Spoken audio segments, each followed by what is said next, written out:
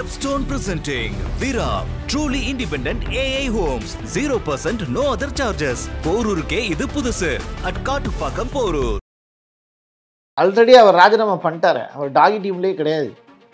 அவர் டாகி டீம்லேருந்து வெளில வந்துட்டார். வெளில வந்து 4 நாள் ஆச்சு. அதுக்கு பிறகு தான் நேற்று தான் அந்த பிரச்சனையே வருது. நீங்கள் டாகி டீமுக்கு இனிமேல் புதுசாக யார் வந்தாலுமே எலான் மஸ்க் மாதிரியான விஷயங்களை செய்ய முடியாது. ட்ரம்ப் ஏற்கனவே வந்து அதிபராக தானே இருந்தார். அப்போ ஏன் யூஎஸ்ஏட கட் பண்ணல? அப்போ எலான் மஸ்க் கூட இல்லைங்க, அதனால் கட் பண்ணல. ஒரு பிஸ்னஸ் மேனாக அவர் எப்படி யோசிக்கிறாரு? மக்களோட வரி அந்த நாட்டுக்கே பயன்படணும்னு யோசிக்கிறாரு. நீங்கள் எலான் மஸ்க் இல்லாமல் அமெரிக்கா இயங்காது இன்னைக்கு தேதிக்கு. ஆப்பிரிக்காவில் இருக்கக்கூடிய ஒட்டுமொத்த வளத்தையும் அமெரிக்கா எடுத்துகிட்டு போச்சு, பிரான்ஸ் எடுத்துகிட்டு போச்சு. அப்போல்லாம் யாரும் கேள்வி கேட்கலையே. ஏதோ அந்த நாட்டுக்கு போகக்கூடாதுன்னு சொன்ன உடனே அதை ஏதோ பெரிய ஒரு செய்தியாக வந்து கேட்குறீங்க. உலக நாடுகளின் தலைவர்கள் வந்து ட்ரம்பை சந்திக்கக்கூடிய அந்த நோக்கம் என்ன? அசிங்கப்படுறதுக்கு தான். நம்முடைய மோடி கூட இங்கே போயிருந்தார். 2 பேரும் ப்ரெஸ் கான்ஃபரன்ஸில் நின்றுட்டு இருந்தாங்க. பத்திரிகையாளர்கள் கேள்வி கேட்டாங்க. கேள்வி கேட்டப்போ மோடி வந்து சிரிக்க மட்டும் செஞ்சார். அதுக்கு ட்ரம்ப் வந்து பதில் சொல்கிறதுக்கு முன்னாடி இது உங்களுக்கான கேள்வி, இதுக்கு நானே பதில் சொல்லணுமா அப்படின்ட்டு பேசினார்.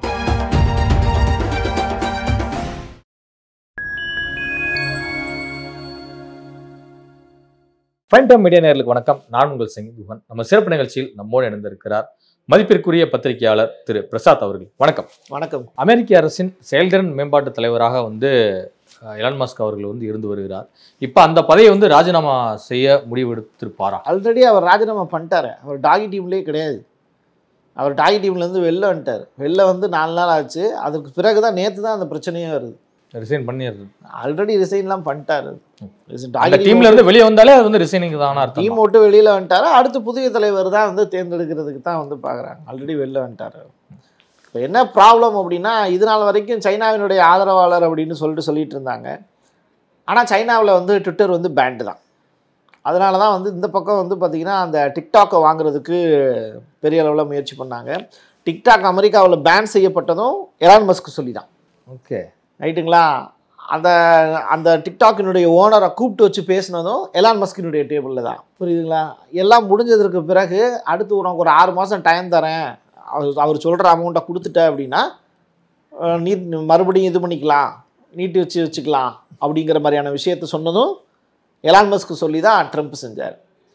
ஏன் அப்படின்னா ட்விட்டர் வந்து சைனாவில் பேண்டு. அப்போ உன்னுடைய டிக்டாக் எதுக்கு அமெரிக்காவில் இருக்கணும் அப்படிங்கிற ஆட்டிடியூட்டில் பண்ணது தான் இது. ஸோ இதுதான் வந்து அங்கே நடந்துக்கிட்டு இருக்கக்கூடிய விஷயம். நீங்கள் டாகி டீமுக்கு இனிமேல் புதுசாக யார் வந்தாலுமே எலான் மஸ்க் மாதிரியான விஷயங்களை செய்ய முடியாது. நீங்கள் யோசிச்சு பாருங்கள், யூஎஸ்ஐடுங்கிறது கட் பண்ணுறது அப்படிங்கிறதுலாம் வந்து உங்களோட கற்பனைக்கும் எட்டாத ஒரு விஷயம். அதெல்லாம் வந்து ஒருத்தன் ஃபைலை வந்து உள்ளேருந்து எடுத்து பிக் பண்ணி எடுக்கிறான் அப்படின்னா, இது நாள் ட்ரம்ப் ஏற்கனவே வந்து அதிபராக தானே இருந்தார். அப்போ ஏன் யூஎஸ்ஐடை கட் பண்ணல? அப்போ எலான் மஸ்க் கூட இல்லைங்க, அதனால் கட் பண்ணல. இப்போ எலான் மஸ்க் கூட இருந்ததுனால அமெரிக்காவுக்கு அவ்வளோ லாபம்.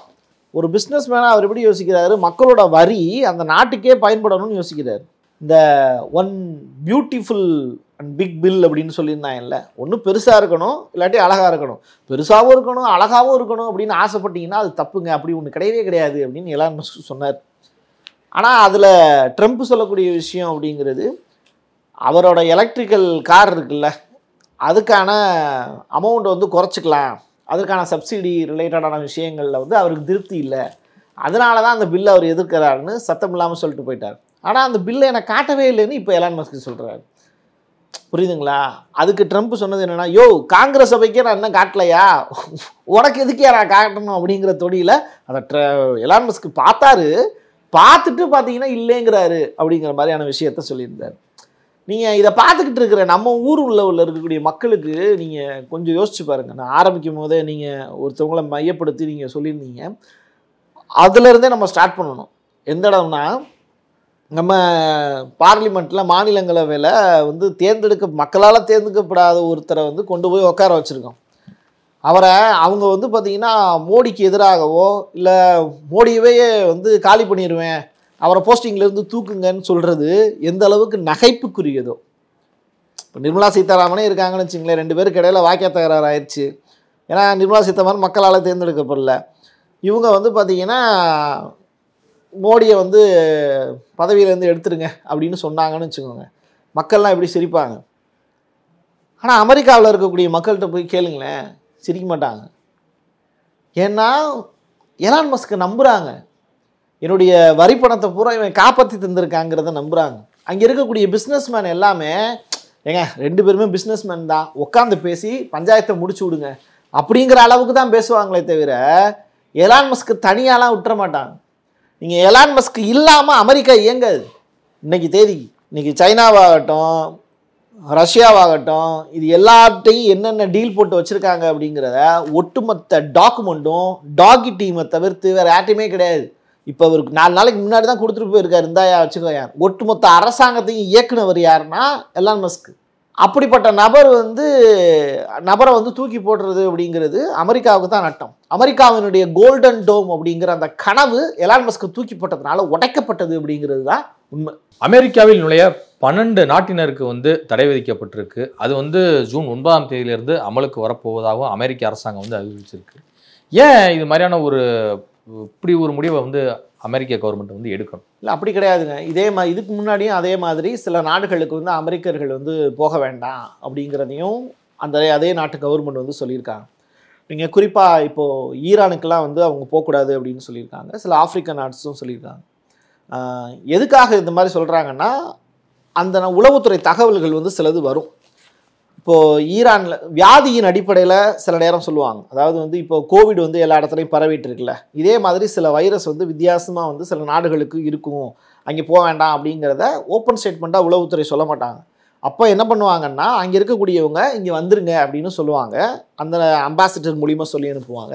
இப்போ ஈரானில் வந்து போர் நடக்க போகுது, இஸ்ரேல் வந்து ஈரானை அடிக்க போகுது அப்படின்னா அங்கே இருக்கக்கூடிய மக்கள்லாம் வந்து இங்கே வந்துருங்க அப்படின்னு போர் ஆரம்பிச்சதுக்கப்புறம் சொல்லுவாங்க. ஆனால் இங்கே இருக்கிறவனை அங்கே போக வேண்டாம் அப்படிங்கிறத முன்னாடியே தடுத்துடலாம்ல. அப்போது இந்த மாதிரியான விஷயங்களுக்கு மக்களை எச்சரிக்கை பண்ணுறது, இதெல்லாம் உளவுத்துறை கொடுக்கக்கூடிய தகவல் தான். இதில் வந்து பாலிடிக்ஸ் இருக்காது. இதில் மேஜராக இதில் வந்து பாலிடிக்ஸ் இருக்காது. எனக்கு தெரிஞ்ச வரலாறை புரட்டி பார்த்ததில் நான் சொல்கிறது, இதில் பாலிடிக்ஸ் இருக்காது. பட் இதில் வந்து எமர்ஜென்சி இஷ்யூஸ் இருக்கும். அது இயற்கை பேரிடராக இருக்கலாம், தொற்று வியாதிகளாக இருக்கலாம், இல்லை போர் மேகங்களாக இருக்கலாம். இந்த மாதிரியான காரணங்களுக்கு மட்டும்தான் இதை சாய்ஸாக சூஸ் பண்ணுவாங்க. 12 நாடுகளுக்கு தடை விதித்ததன் மூலம் அந்த நாட்டினுடைய இந்த வர்த்தக உறவுலாம் வந்து இனி எப்படி இருக்கும்னு நினைக்கிறீங்க? வர்த்தக உறவுக்கும் அது எல்லாமே அதுவும் டோட்டலாக கட் பண்ணிடுவாங்க. அதெல்லாம் பிரச்சனையே கிடையாது. அப்போ அப்படி பார்த்தா ஈரான்ட்டிருந்து என்ன வாங்காமல் இருப்பாங்களா? அமெரிக்கா வாங்க தான் செய்வாங்க. இல்லை, தடை விதிக்கப்பட்ட நிறைய நாடுகள் வந்து பார்த்தீங்கன்னா இஸ்லாமிக் கண்ட்ரிஸாக தானே வந்து இருக்கு. ஆமாங்க, இஸ்லாமிக் கண்ட்ரிஸாக இருக்குங்க. ஆனால் அதுக்காக வந்து வர்த்தகம் எந்த வகையிலையும் பாதிக்கப்படாது. வர்த்தகம் பாதிக்கப்படும் அப்படின்னு நான் எந்த பேப்பர்லையும் படிக்கலை, எந்த வெப்சைட்லையும் படிக்கலை. அப்படி வந்து ட்ரம்ப் சொன்னதா எந்த இடத்துலையும் தகவல் இல்லை. ஈரான் கிட்ட வந்து ஈரான் வந்து இப்போ ஒப்பக் ப்ளஸ் டீம்ல அந்த நாட்டினுடைய மக்கள் வந்து உள்ள வரக்கூடாது அப்படின்னா, அப்போ அந்த நாட்டில் விளையக்கூடிய விளைபொருட்கள் மூல உற்பத்தி பொருட்கள் மட்டும் அமெரிக்காவுக்கு வேணுமா அப்படிங்கிற கேள்வி தானா எழுது. எனக்கு உங்கள்கிட்ட இருந்து காசு மட்டும் தாங்க வேணும்.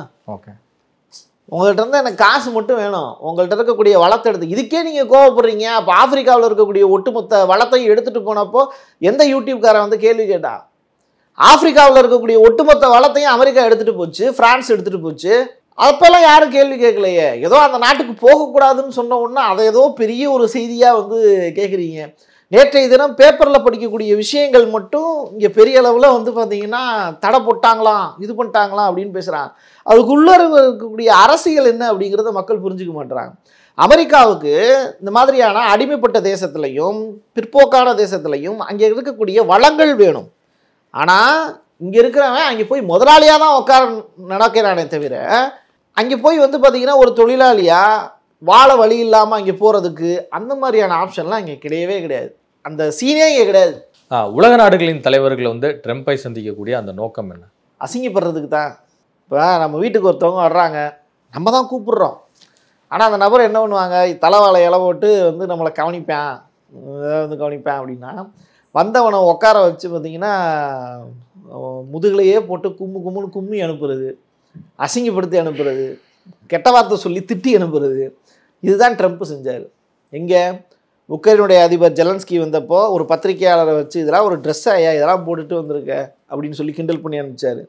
மதிய சாப்பாடு கூட சாப்பிடல, அந்த மனுஷன் ஓடி போயிட்டாப்புல. பார்த்தீங்களா? அதை அதுக்கப்புறம் சவுத் ஆப்பிரிக்காவினுடைய ரமபோசா வந்தார். அவரையும் பார்த்தீங்கன்னா உட்கார வச்சு, அவர் முதிர்ந்த அரசியல்வாதி, அவர் பார்த்து ஹேண்டில் பண்ணார். ஆனாலும் அவரையும் அசிங்கப்படுத்தி தான் அனுப்பிச்சார். இப்போ நேற்றைய தினம் மெர்ஸ் வந்திருந்தார். யார்? ஜெர்மனியினுடைய அதிபர் மெர்ஸ். அவர் பாவம் வந்து ரொம்ப சீனியர், அவர் ஜெர்மனியில் ரொம்ப பெரிய ஆள். நீங்கள் கொஞ்சம் கவனித்து பார்த்தீங்களா, இந்த மாதிரியான சப்பையான ஆளுங்கள்லாம் வரும்போது ட்ரம்ப்பினுடைய சவுண்டு கொஞ்சம் ஜாஸ்தியாக இருக்கும். நம்முடைய மோடி கூட இங்கே போயிருந்தார். 2 பேரும் ப்ரெஸ் கான்ஃபரன்ஸில் நின்றுட்டு இருந்தாங்க. பத்திரிகையாளர்கள் கேள்வி கேட்டாங்க. கேள்வி கேட்டப்போ மோடி வந்து சிரிக்க மட்டும் செஞ்சார். அதுக்கு ட்ரம்ப் வந்து பதில் சொல்கிறதுக்கு முன்னாடி, இது உங்களுக்கான கேள்வி, இதுக்கு நானே பதில் சொல்லணுமா அப்படின்ட்டு பேசினார்.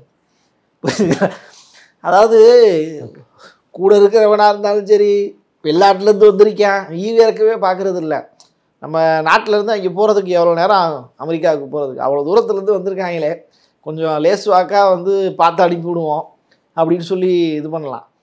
ஆனால் அந்த மாதிரி கொஞ்சம் கூட ஒரு ஈவிறக்கமே இல்லாமல் அத்தனை பத்திரிகையாளர்களுக்கு முன்னாடி வந்து உனக்கு இதுக்கு கூட பதில் தரல அப்படின்னு சொல்லி அசிங்கப்படுத்துறதுங்கிறது நம்ம இந்தியர்களை அசிங்கப்படுத்தின மாதிரி தான் ஃபீலாக இருக்குது. இது மாதிரி இங்கே மட்டும் கிடையாது, ஒவ்வொரு நாட்டிலையும் உள்ள தலைவர்களையும் ட்ரம்ப் ட்ரீல் பண்ணுற விதம் இப்படி தான். புரியுதுங்களா உங்களுக்கு? அதுதான் இங்கே நடந்துகிட்டு இருக்கு. ட்ரம்ப் எலன் மஸ்க் மோதலை வந்து இந்தியாவும் சரி மற்ற உலக நாடுகளும் சரி எப்படி பார்க்குது? ரொம்ப ஜாலியாக பார்க்குறாங்க. இன்னைக்கு ஏஐ பூரா அந்த இமேஜஸ்லாம் பார்த்தீங்கன்னா, ஒரு தேட்டரில் வந்து இடைவெளியில் வந்து பாப்கார்ன்லாம் சாப்பிடுவாங்கல்ல, அது மாதிரியான இமேஜஸ் வந்து அதிக அளவில் ஷேர் செய்யப்படுது. அந்த பாப்கார்னை யார் சாப்பிட்றா அப்படின்னா, குழந்தைகளோ வீட்டில் இருக்கக்கூடிய பெண்களோ சாப்பிடல. ஒன்று ரஷ்யாவினுடைய அதிபர் புட்டின் சாப்பிட்றாரு, இன்னொரு பக்கம் வடகொரியாவினுடைய அதிபர் கிம்மு சாப்பிட்றாரு, இன்னொரு பக்கம் பார்த்திங்கன்னா ஃப்ரான்ஸு, ஜெர்மனி, இங்கிலாண்டு. ஏன்னா 5% ஜிடிபி கொடுத்தினா தான் உனக்கு நேட்டோவில் வந்து உனக்கு எதிராக யாராவது பேசுனாங்கன்னாலே நான் திருப்பி பேசுவேன் அப்படின்னு அமெரிக்காவுடைய டிஃபென்ஸ் மினிஸ்ட்ரி சைட்லேருந்து நேற்றைய தினம் ஒரு அறிவிப்பு போச்சு. அதனால் யூரோப் நாடுகளும் எதிராக தான் இருக்காங்க, கம்யூனிஸ்ட் நாடுகளும் எதிராக தான் இருக்காங்க. அப்படி இருக்கும்போது ஒட்டுமொத்த உலக நாடுகளுமே இந்த 2 கூட்டணியும் உடஞ்சிச்சு அப்படின்னா நமக்கு வெற்றிடா அப்படின்னு நினச்சாங்க. அதே மாதிரியே உடஞ்சிச்சு. இப்போ ஜாலியாக பாப்கார்ன் சாப்பிட்டுட்டு இருக்காங்க. இதுவரை உங்கள் பல்வேறு கருத்துக்கள் நன்றி.